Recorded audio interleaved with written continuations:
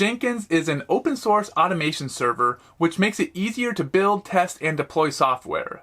In this course, you'll learn how to build a full DevOps pipeline using Jenkins, Linode Servers, and other tools. Gwen Faraday is your teacher for this course.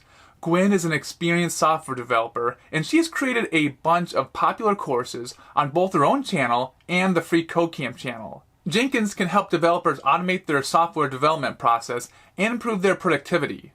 It can also help users obtain a fresh build of their software project more easily. Jenkins is an important tool for creating a DevOps pipeline. A DevOps pipeline is a set of processes and tools that enable the continuous delivery of software applications. The term DevOps is a combination of the words development and operations. DevOps pipelines are used to automate the build, test, and deploy phases of the software development lifecycle. The goal of a DevOps pipeline is to make the software development process more efficient and effective. DevOps pipelines help to automate the tedious and manual tasks that are often involved in software development.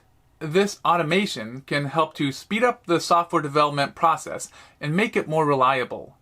Jenkins is a flexible tool that can be used to create custom DevOps pipelines, and that's what you're going to learn about in this course. So, at the end, consider leaving a comment with something you learn in this course. Hi everyone, my name is Gwen, and in this course on freeCodeCamp, I'm going to be building a full DevOps pipeline using tools like Jenkins, Linode Servers for hosting our application as well as our Jenkins server.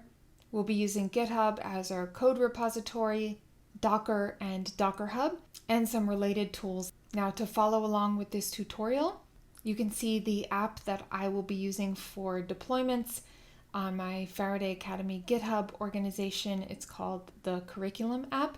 If you followed my YouTube channel, you might have seen that I actually built this application in maybe 50 or so live streams a few years ago. There is also a README here on GitHub where I have each step in the process listed out, as well as links and relevant resources and this architecture diagram of how everything fits together in the process.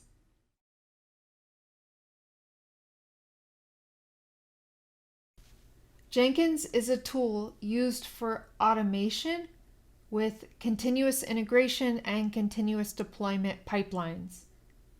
The project started in 2004, so it's been around for almost 20 years, and it's completely open source.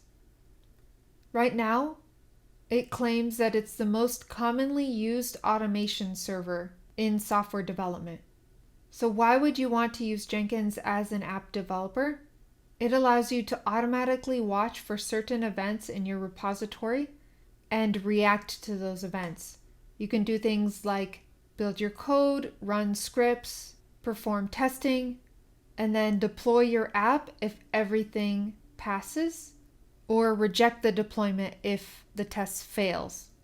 Either way, you will be able to see logs of every step throughout the Jenkins pipeline and the results of the deployment. Jenkins can ensure that all of your tests are run in the same environment or as many environments as you want for consistency. Another benefit is that Jenkins has a very large community that it has amassed over almost the last 20 years. So there are lots of tutorials and community questions and answers that you can find. Another feature of Jenkins is its plugin architecture. To use Jenkins effectively, you will want to install the plugins that make sense for your project. These plugins can include options for compiling or testing. They have a Docker plugin, which we will be using, as well as a Git plugin that allows us to watch our GitHub repository and react to changes. Jenkins is self-hosted by default. You don't need to pay for an enterprise tier. This gives you a lot of options for configuration. It's also a tool that has been proven to scale since it's used by so many large companies around the world. It's not just large companies that use Jenkins, however. Many small or mid-sized companies use this tool as well. Why do companies use it? Many of them say that it improves their software delivery cycles by making them faster and more performant. What are some of the benefits of using Jenkins versus other alternatives? There are plenty of new tools in the CI/CD pipeline space. You could choose Travis CI or Circle CI. There's also GitHub Actions. There's GitLab CI, and many more. Some of the differences are that Jenkins is open source. Many of the other options are not. A big one is that you can self-host without paying for an enterprise plan, and you have total control over configuration.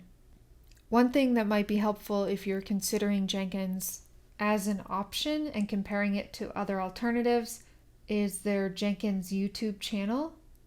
They have a lot of information about Jenkins, and they also have this playlist of real users of Jenkins, real companies, talking about why they chose Jenkins and what benefits they see from using it. We talked about some of the benefits. Now let's talk about some of the cons or potential drawbacks of using Jenkins.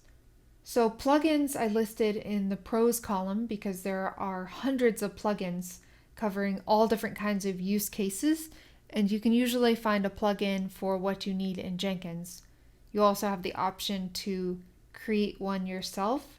That can also be a drawback though, since you are relying on community-supported plugins that might not be updated or documented well. There can also be some confusing overlap between plugins, since anyone can create their own Jenkins plugin. A common complaint of Jenkins is the outdated UI. More modern tools have interfaces that are a little bit easier to use than the standard Jenkins interface. Now, Jenkins does have a newer interface that you can install as a plugin and use for a lot of things, but not everything, and that is the Blue Ocean plugin. We're going to demo that in this tutorial as well. Another potential drawback is that since it's been around for so long and it's community supported, sometimes the documentation or answers that you find can be out of date. This is not an uncommon problem for software tools in general. Overall, I think Jenkins has pretty good documentation, but it is something to be aware of. Checking and making sure that the documentation you're reading is up to date with the version of Jenkins that you are using. Another huge consideration to keep in mind when choosing Jenkins is that it's completely self-hosted and maintained. Unless you are using a third-party solution to manage your Jenkins server, you will be the one installing Jenkins, keeping it up to date, managing the controller and agents and all the different aspects of the Jenkins pipeline, and also ensuring security, which can be tricky sometimes using a tool like Jenkins where you need to install so many different plugins to use it. Before we really dive in here, I want to make sure we're all on the same page by defining some terms that I'll be using in this tutorial and common terms that you will see when you are using Jenkins as well.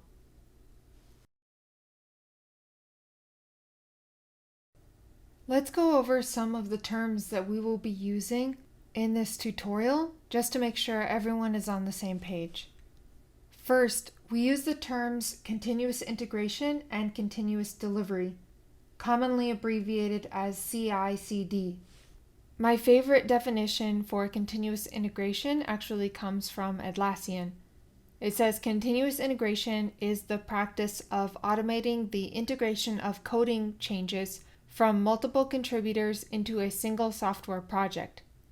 Developers can frequently merge code changes into a central repository where it builds and then the tests run. Continuous integration is a precursor for continuous delivery. Continuous delivery is responsible for packaging the app and getting it ready to deploy using automated build tools. This whole process is known as a pipeline. A pipeline is basically a well-defined set of steps that build, test, and deploy applications automatically. It basically takes you through the continuous integration and continuous delivery processes. You will see that we also have a build step in our pipeline that we are going to be using. If you are new to development or have only used something like JavaScript, maybe you aren't familiar with a build step, but generally the build step will spin up an environment, compile code, and create an executable if that's necessary. When we talk about testing code, that is a step of the pipeline that will run any unit, end-to-end integration, or whatever other tests that are needed for the application to make sure that it's ready to deploy into production if the tests pass. There are two other terms that are Jenkins specific here. The first is controller, and that's our main instance of Jenkins that is running. The Jenkins controller is responsible for configuration, key management, plugins, and it's a centralized hub to manage all of the agents connecting to it. Agents are usually containerized environments that will run your pipeline steps. These steps are also called a job, which means some work that needs to be done. The Jenkins controller is responsible for assigning it to an agent, and then the agent will either spin up and run all the steps of that job through to failure or deployment. You can also set the agent to just stay running all the time instead of spinning up for each job that you want to run.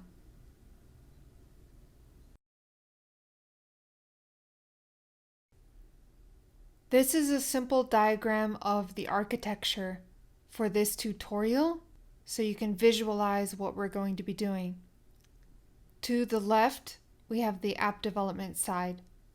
This is a full stack JavaScript application used for the demo, and code is committed directly to a mono repo in GitHub.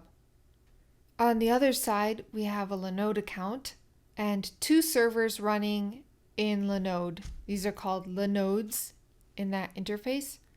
One of them is running Jenkins, also known as the Jenkins controller, and the other server is using Docker to run our application. The Jenkins controller will be configured to watch the GitHub repo, and when it polls and sees changes, it will initiate the CI/CD process in one of the agents. The agents will run all of the steps in the pipeline to check out the code from the branch we designate in GitHub, run tests, and deploy if everything was successful. If the pipeline fails for any reason, it will immediately stop and, of course, not deploy the application. And either way, we can see the build results and the logs in the main Jenkins controller.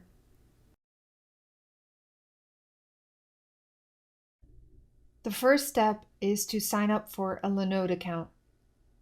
If you are a first-time user of Linode, when you sign up for an account, they will give you a $50 credit that is good for the first 60 days for you to try out. That will be more than enough to follow along with everything that we are doing in this tutorial. You can sign up for your account with whatever service provider you want or using your email. I already have an account, so I'm going to skip to the dashboard view. You can see I have some servers already running here that I used for testing. In this left-hand menu, you can see the services that Linode has to offer, from Linodes, which are servers that you can spin up, volumes for storage, other things like firewalls, if you want to connect your domains. They also have an object storage solution for things like images or static resources, similar to using AWS's S3, and a marketplace that gives you one-click installs for a lot of popular solutions. We are going to be using a couple apps from this marketplace in the tutorial today. You can see I clicked marketplace and it went ahead and took me through to create a new node, select a marketplace, and shows me all of the options here. The first server that I am going to create is one that's already set up with Jenkins. If you were installing Jenkins yourself, you would have a couple options to install directly or use their official Docker container. The Linode Marketplace option here just installs it directly on the server that we're going to spin up. I'm going to scroll down to more options. It gives me the option for the Linux distro. Now, depending on what option you choose here in the marketplace, which one of these you choose, you're going to see different options available down here.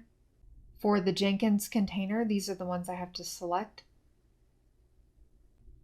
I'm going to see what's available. Right now it's only Debian 10 that's available for this Jenkins server. And now I need to select a region. I'm just going to select the region closest to me in New Jersey, USA. And then I need to select what kind of server. By default, it'll show you all of the options with dedicated CPUs, how many CPUs, how much RAM, and these are a little bit more expensive. For this tutorial, I'm just going to use the cheapest one, the Nano 1 GB, which if you look at the Jenkins documentation is more than enough to run Jenkins. So I'm going to choose this, scroll down. This is the name. This Linode label is the name that you saw in that first table view. So I'm going to give it the name freeCodeCamp Jenkins. You can optionally add tags here about the type of servers, the technologies, or something else you want to differentiate between Linodes that you spin up. I'm just going to leave it blank. And now I can choose a root password. This password that I enter here is something I can use when I SSH into the server. I can also add an SSH key and SSH with the key. I'm just going to generate a root password here. So I'm going to use my password manager, which is Bitwarden. I'm going to come down to generator. It generated this unique password. It's 30 characters. I'll be deleting this server after the tutorial, so don't need anything crazy. Let me do 10 characters, copy, and paste. I'm not going to add an SSH key for this. I'll just use the password. I do want to be sure I save the password though. So what I like to do is come in here. I'm going to add this username and password. Let me paste in the password. And then I called the Linode freeCodeCamp Jenkins, so I'll just put that in the username.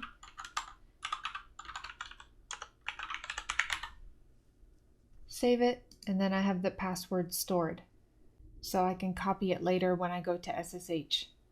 I don't need any of these options. I can go ahead and hit create. It will take a minute. It says provisioning. While that's going, I'm going to create a second Linode. Now for the second one, I could just create a custom one, but I'm going to go ahead and use their marketplace again and create one with Docker already installed and set up. So I'm going to use their Docker Linode from the marketplace.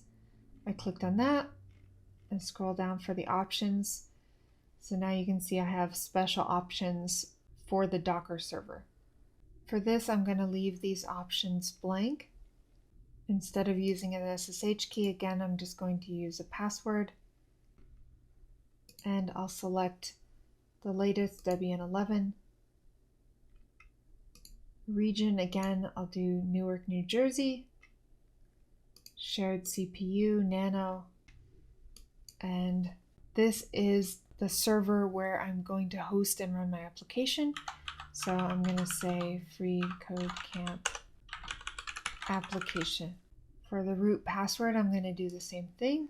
Generate a password, copy, enter, and then I'll go ahead and add that password.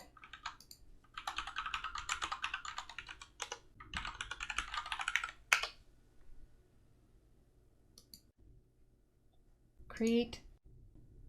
That's provisioning. If I go back to my list, my freeCodeCamp Jenkins is up and running, and this one should be done in a minute.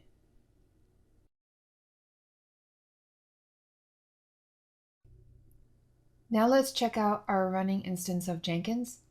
We can go into the Jenkins server I just spun up, and I can actually access the running instance of Jenkins at this IP address. I'm going to go ahead and do that. It should be at port 8080.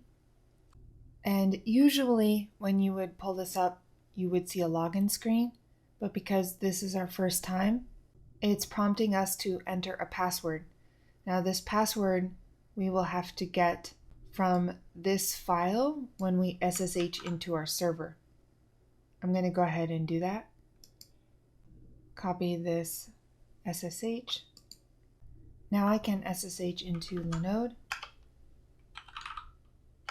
And it's asking for my password since I didn't set up a key for this instance.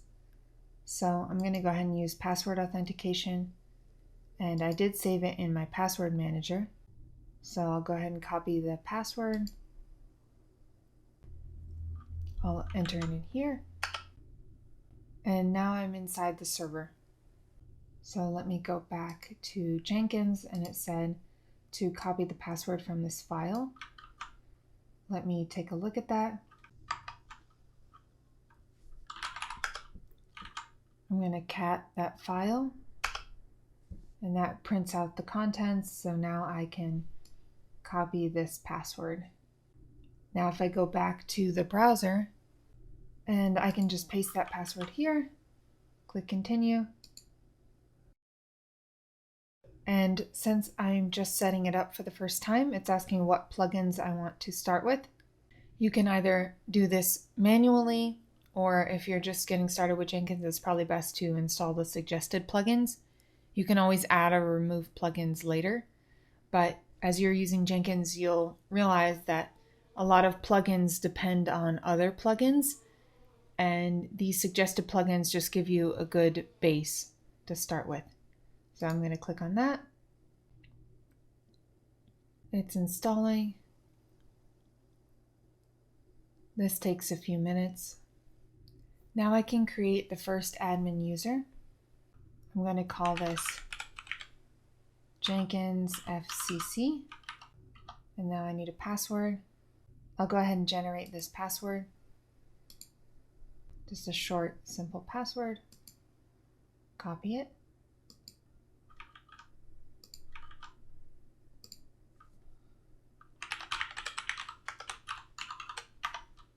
I'm going to just use a dummy email address here. JenkinsFCC at.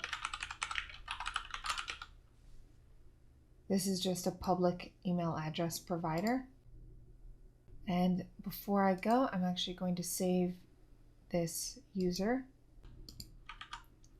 the username. There we go.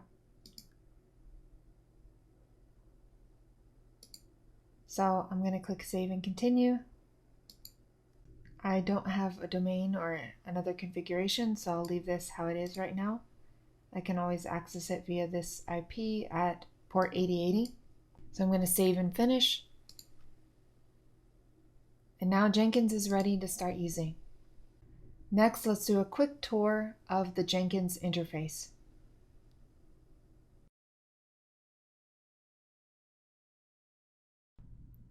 To start, you can see they have this top navigation and then also this sidebar to the left. I'm going to start off with the top since it's a lot simpler. So first, I have this Jenkins FCC, that's my username. So this is just a quick link to my user profile. I'm going to go back. And I also can see any notifications or warnings or error messages linked here. Because I clicked on it, it took me to my settings page. I'm going to go back for now and come back here in a minute. Go back to dashboard. And starting from the top, if I click on new item, you can see this is a quick link to create a freestyle project or a pipeline. So if I want to create jobs, I can come here and do that. I'll come back here to do that in a minute. Notice whenever I go into one of these navigation items, you can see I get breadcrumbs here where I can navigate back up. This people navigation item just lets me manage any users that have access to this Jenkins. Right now I just have the one admin user, but really you might have DevOps and developers and other people with different levels of access to this interface. And you can actually give quite fine-grained permissions on what they can or cannot do. Build history will display information and feedback of the jobs that we run. We'll be coming back to that later as well. I'm going to skip down to views now. You can see there's nothing in this views page yet. This is basically a dashboard view of all of your jobs. And you can also use this new view link to create kind of custom dashboards for viewing different kinds of jobs, or maybe for different users to see different information. So I'm going to go back to dashboard. Now I saved Manage Jenkins for last because this is where all of the configuration and plugins, key management. This is the page we will be spending most of our time on initially to set everything up so that we can create pipelines and run jobs. First, at the top, you can see that it will let you know when there's a new version of Jenkins available. Actually, this is a little bit out of date, or the version that I have in this Linode is out of date anyway. So it's letting me know. And you can see if I scroll down at the bottom here, it says the current version that I have, which I believe is like maybe 25 minor versions out of date. So I do need to go into my server and update that. If I want to see information about my current version of Jenkins, there is an About Jenkins section in this Manage Jenkins dashboard, which will take me to a page that also shows my version and information about the version of Jenkins that I am using. I'm going to go back. Now, some of the main settings here are your settings to globally configure different things about Jenkins and also paths. This configuration page will let you manage a lot of the core settings and features of Jenkins, as well as give you setting options for some of the plugins that you install. I'm not going to touch any of these things right now. I'm just going to leave them as the default. Go back to Manage Jenkins. Manage plugins. This is where we can search for, install, or update plugins, or even remove plugins that we don't need. We can do all that from here. I'll come back here in a minute because we will be installing a few more plugins. I'll go back. Managing nodes. See, we have the default node, which is the controller. Now to start, I will be running some jobs on this default built-in node, which is good for trying things out and getting started, but it is recommended that you create nodes just for running jobs and then use this default built-in as the controller without running jobs on this node itself. We'll come back to that. The other important area that I'm going to point out is this manage credentials.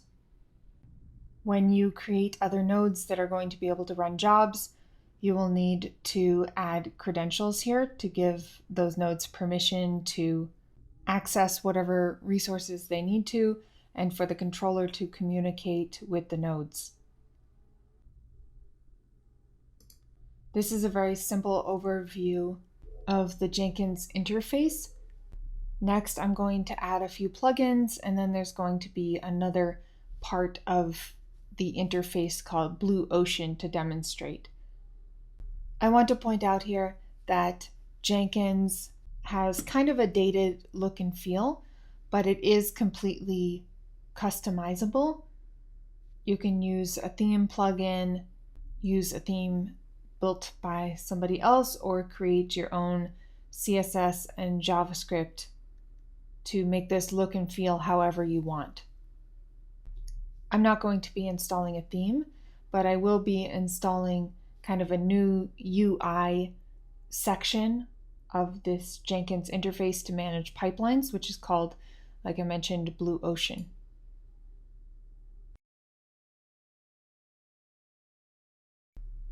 Now I'm in the plugin manager, and you can see the tabs here.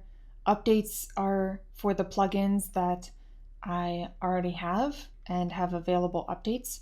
So I could come and select plugins I want to update and click download now, and it will install the update after I restart Jenkins, which as I'm downloading, it does give me the option if I want to go ahead and restart Jenkins. I'm going to deselect these. Available is just a list of plugins that I can check off and install as well. I'm going to come back to this. I can see the plugins that I already have in this installed tab, and advanced is some options that I'm not going to look at right now. So let me go back to available. Actually, I'm going to go ahead and filter here. And first I'm going to look for Blue Ocean. You can see there are several plugins here. I'm going to go ahead and install the main Blue Ocean plugin. I'm going to say download now and install after restart. It is in the process of downloading and installing. You can see, and I'm going to check this box at the bottom. If you can see, it says restart Jenkins when installation is complete. So now it says Jenkins is going to shut down. It will just take a minute for Jenkins to restart now. You can see that this restarting Jenkins is running.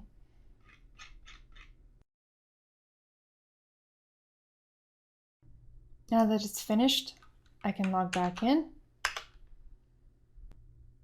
So I'm going to go back to the plugin section in Manage Jenkins, Manage Plugins, and I'm going to go to Available, and this time I'll filter by Docker. So this first option is the main Docker plugin, and there is a second one for Docker Compose. I'm going to do the same thing and download now and install after restart. You can see that some of the plugins have dependencies of other plugins. Like the only ones I selected were actually this Docker one and the Docker Compose one. But because they have dependencies of Docker API and Docker Commons, Jenkins is also installing those plugins. So it will install the plugin you select as well as any dependent plugins if they aren't installed already. This is going to take a few minutes to install these.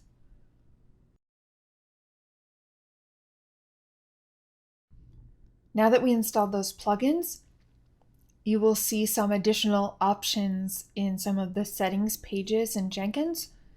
And you can also see this new sidebar item saying Open Blue Ocean. Let me click on that. You can see this is a completely different interface because it's a modern UI for pipeline management in Jenkins. It's still linked to the old interface. So if you click on some links here, like administration, you can see it takes you back to the old interface because Blue Ocean doesn't have a Manage Jenkins section. Let me go back to Blue Ocean. You can also click this kind of exit icon, and that takes you back to the regular Jenkins dashboard. Normally you would see a list of the pipelines you create here, but since there are no pipelines, it gives us this box prompting us to create a new pipeline. So that's what we're going to do next.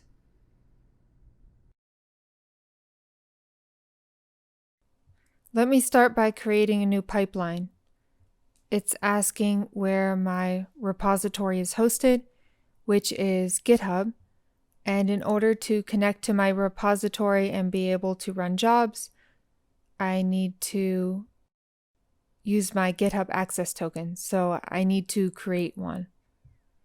This wording in red here is just because I had previously created an access token. You probably will not see this. I'm going to come here to create an access token. It will take me to my GitHub account, and I can go straight to the page where I can create an access token. If you want to get here on your own, you can access this page through settings and developer settings and then personal access tokens. You can see that by clicking on the link, the necessary permissions that I'm going to need for Jenkins are already pre-populated and selected here.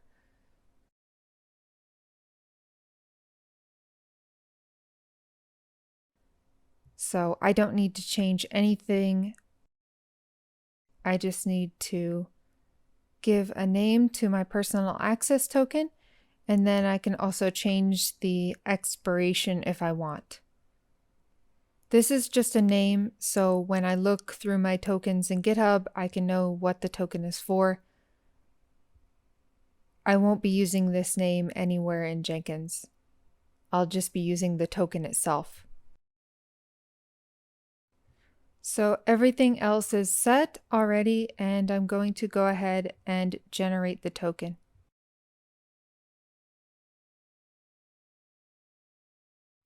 The token does disappear if I leave this page, so I'm going to go ahead and copy it. And now that it's created, I can go back over to Jenkins and enter it here and click connect. So that worked.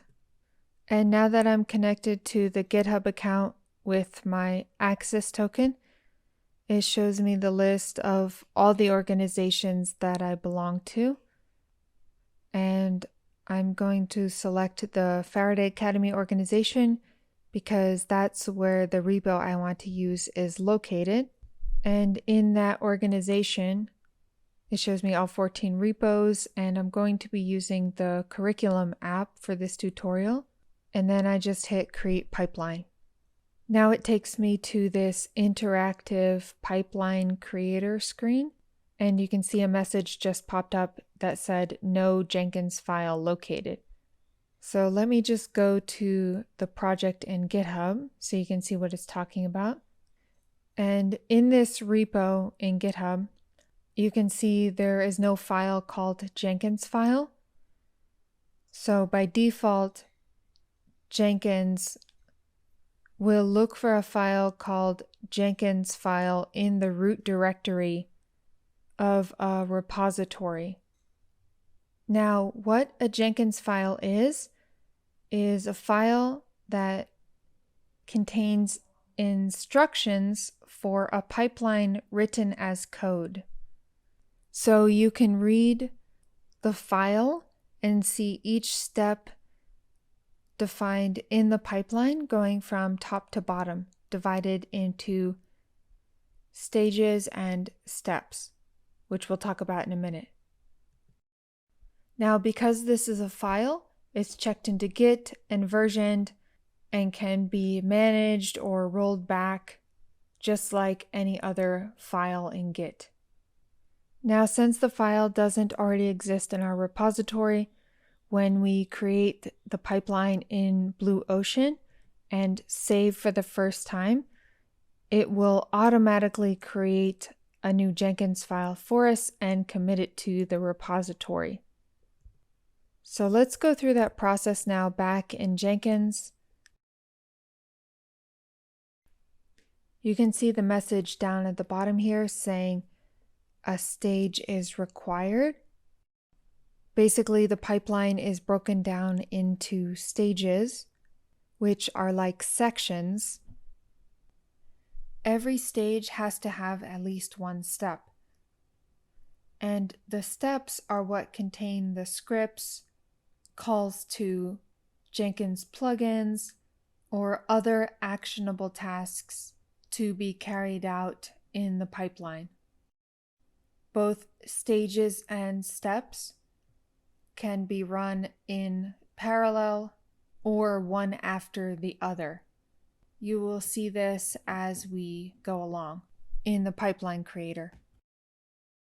I'm going to name this stage something like checkout code.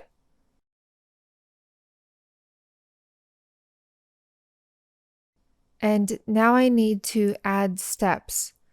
So I'm going to add a step here and find the Git plugin that I installed earlier. And it's asking for the URL of my Git repo. So let me grab that, paste it, and I need to denote which branch I'm using. For the repo, I use dev as the default branch. So I'm going to use that. And now I can click save.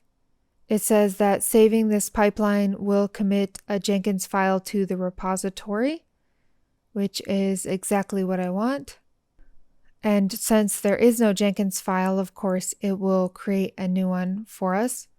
I'm going to leave the description blank, so it will just give me a default commit message. And it's pointing to dev, so it's going to commit directly to the dev branch. So let me save and run that. And it failed the first time it was trying to run. Sometimes it passes on the second try, so let me retry. And it failed again, so let me look at the logs. And it says that the recommended Git tool is none. It gives me some information here on what's going wrong and why it's failing. It's saying that Git does not exist. Basically, I spun up this server using Jenkins from the Linode marketplace, but that server does not have Git pre-installed on it. So I will need to install that directly on my instance. And since I don't have any kind of automated setup for the instance, I'm just going to SSH directly into it. So in Linode, I'm going to go to my server, and instead of using my own terminal this time, I'm going to use the built-in one that they provide in Linode. It's called Lish, so I can click Launch Lish Console, and it prompts me to log in here. So ignore the previous incorrect logins. I'm going to log in as root, and then grab the password that I saved in my password manager.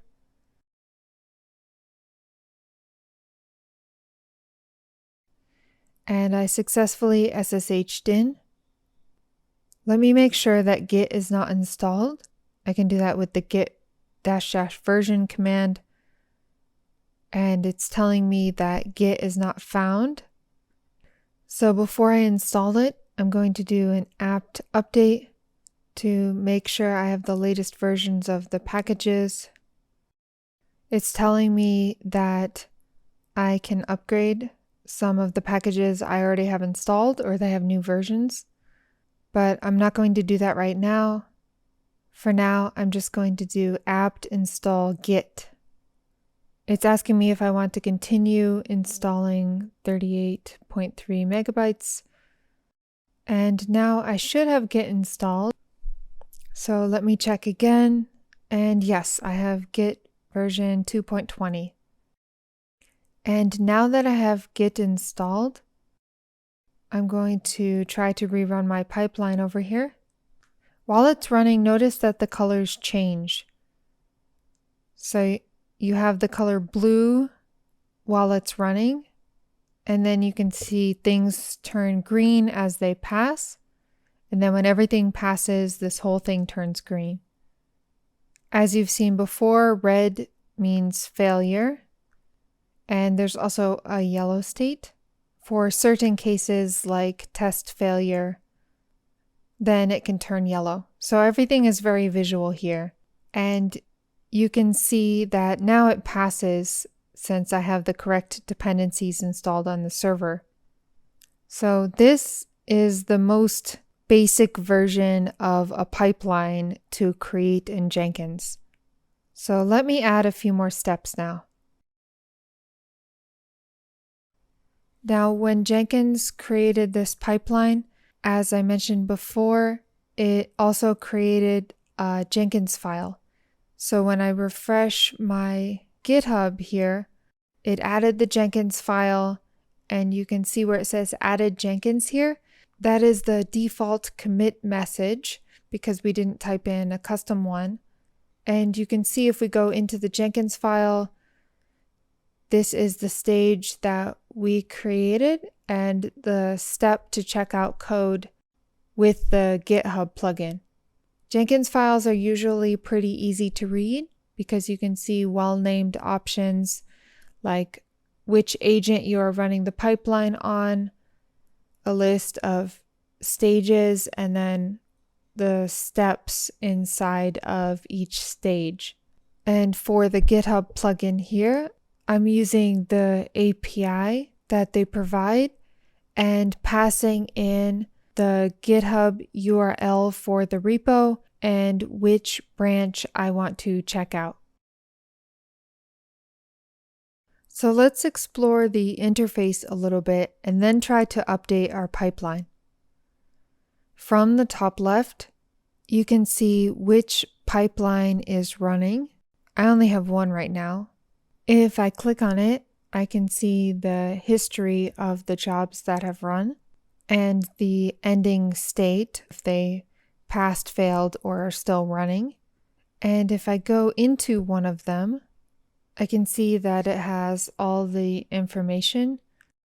I don't have any changes yet, and I don't have testing that really runs. And you can see the fourth tab is for any artifacts that are produced.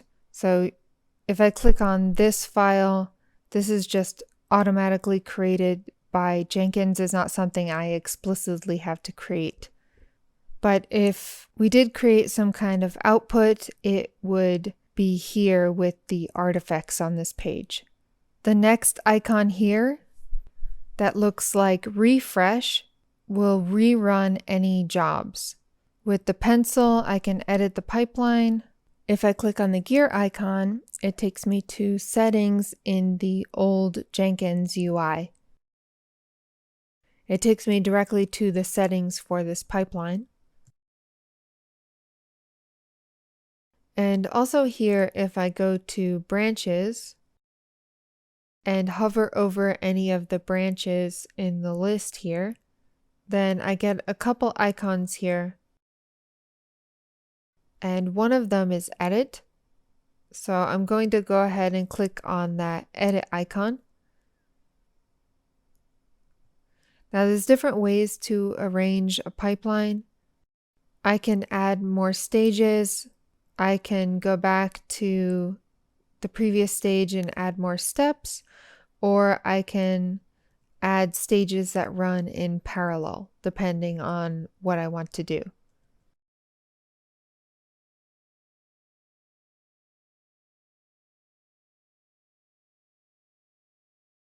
Now there are a lot of options for different types of things that I can do in a step. Some of these, like Docker and Git, are from plugins that I've installed. I'm just going to use the regular shell script here.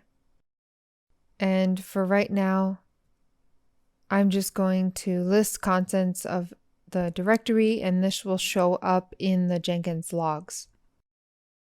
It's going to create another commit to update the Jenkins file. So I'm going to add a commit message this time. And I'll save and run that. And if I go over to my app, I can see that next to the Jenkins file, it shows the new commit message. And go into the Jenkins file, and the new stage and step is updated. I guess I forgot to name my stage. I thought it was required. You can see in Jenkins here that when I make updates, it's running twice.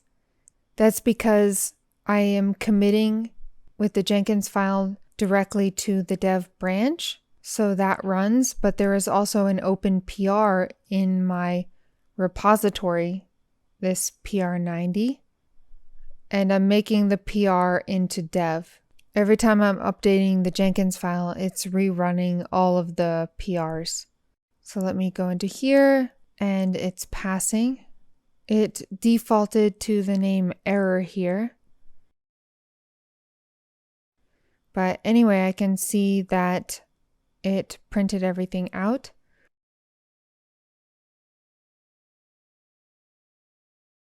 Let me change that name error.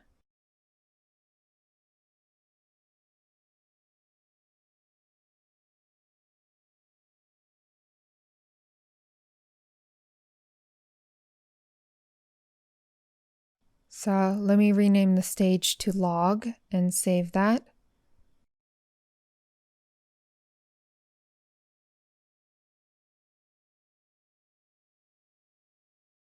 Of course, now it's going to run again, even though I'm just updating the wording in the Jenkins file. One thing to note here is that services like GitHub do have restrictions on API usage. So if you start to see failing jobs here, it might not be because of anything you've done wrong in Jenkins, but you might have hit the limit with the GitHub API, and then you'll either have to upgrade your account or wait until it resets. I think it resets every hour. So sometimes jobs fail because of a cap on API usage. But here it looks like everything went fine.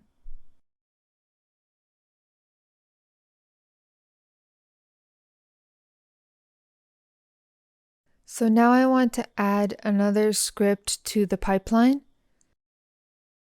I'm going to come to branches and click edit again. And I have this simple log script, but let me just run one in parallel so you can see how the Jenkins file works. I'm going to call this front end unit test. Add a step here, another shell script, and I'm going to paste in the command.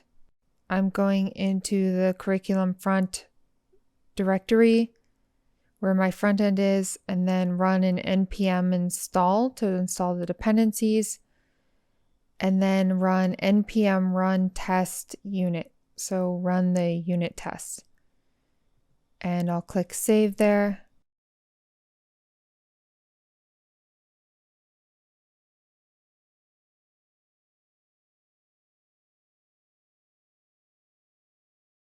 So this is going to run, and I'll follow it here. I think it is going to fail because I don't actually have Node or npm installed on my Linode server.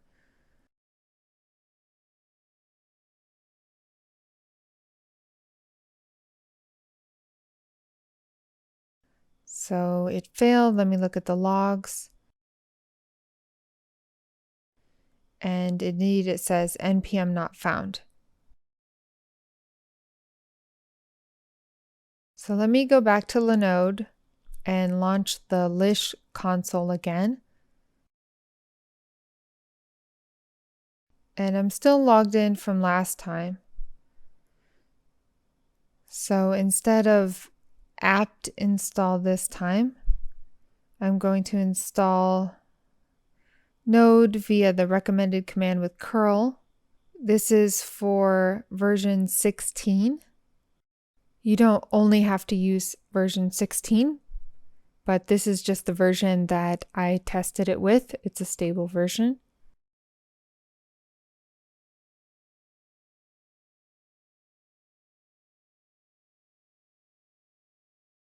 It's giving me more instructions here to apt get install node. So I'm going to enter that command.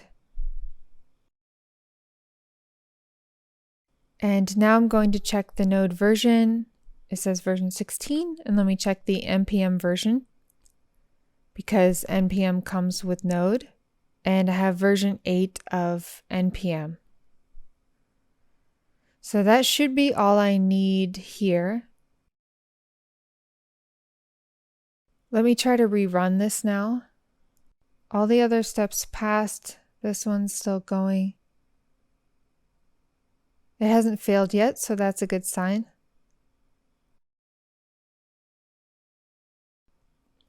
While it's running, I'm going to switch over to GitHub and go to the Jenkins file.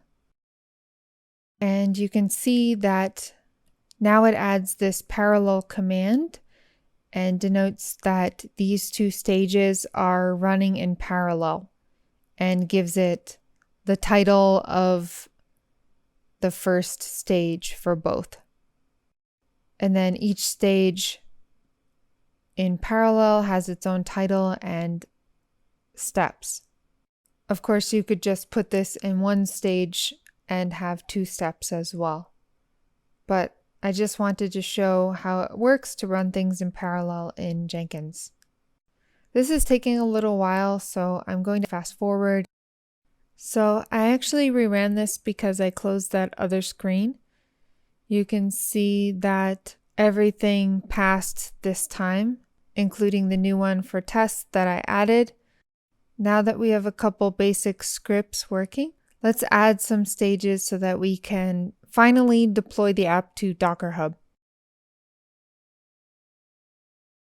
Now I'm going to add a build step to our pipeline.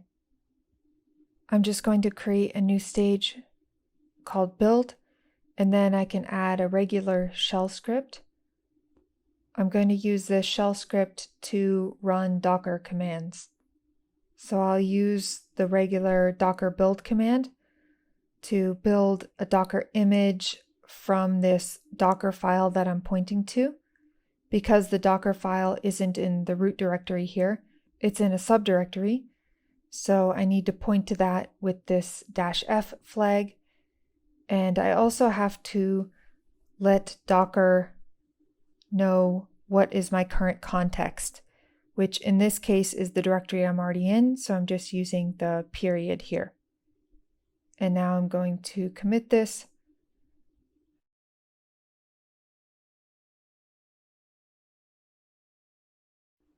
Now it's building and I'm waiting for it to build. I re-recorded this a few times so you can see the numbers skip around a little bit. But I'm still going through each step in the process.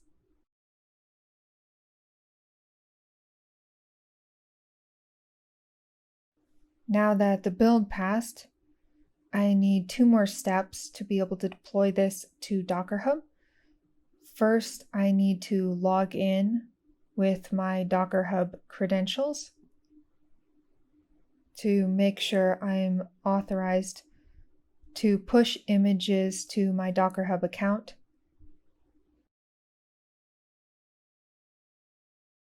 To do that, I need to use the Docker login command, and the default place that it points to is Dockerhub, so I don't have to do anything special here.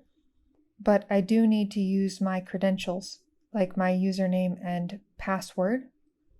But of course, I don't want to store my username and password for Dockerhub in the Jenkins file.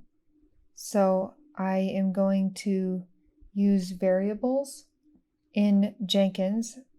So I'm going to add environment variables to my pipeline, and then I will just point to those variables from my Jenkins file. So you can see I can add the Dockerhub user and the Dockerhub password. I'm going to just add those values in Blue Ocean. If you aren't using Blue Ocean or you want to use the standard Jenkins interface, there is also a key manager in the settings over there. I think it's a bit easier to do directly in Blue Ocean here. Of course, I'm not going to show these variables on screen. You'll have to enter in your own credentials here. And now I'm building and testing just to make sure that my login worked. And indeed it passed. The only thing left to do is to add a new stage here to actually push my updated image to Dockerhub. So I'm going to add another shell script, and this time I'll use the docker push command. I just need to add the name of the container and optionally the tag, but the only tag I have right now is the default latest tag. So I'm just going to leave that.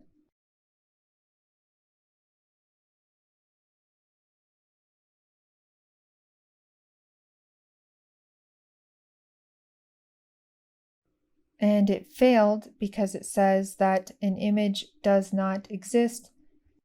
So with my username and the name of that image. Now, since I already built and deployed this app a few years ago, I already have this in my Dockerhub. However, now that I want to push a new image from Jenkins, I need to tag it during the build step here. So I'm going to add a tag to my build script, and I can just use the -t option, and I'm going to tag it with the same name that I'm using. So my username and then curriculum front, and I'll just add latest. Now let me save and run that and see if it passes.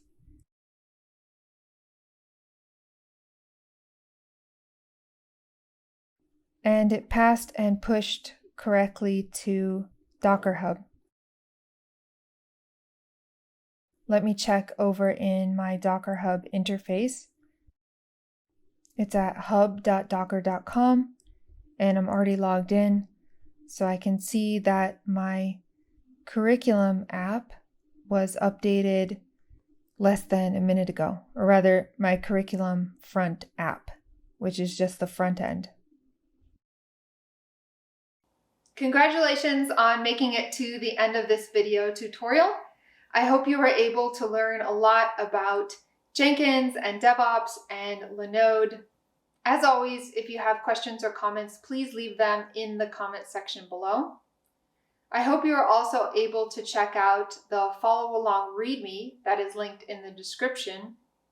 It has all of the instructions for, of course, following along with every step in this video, as well as some notes that I took along the way about things that I learned in the process of creating this tutorial. I want to thank Linode once again for their grant to freeCodeCamp and making educational content like this video possible. I hope all of you have a great rest of your week, and we'll see you in the next video.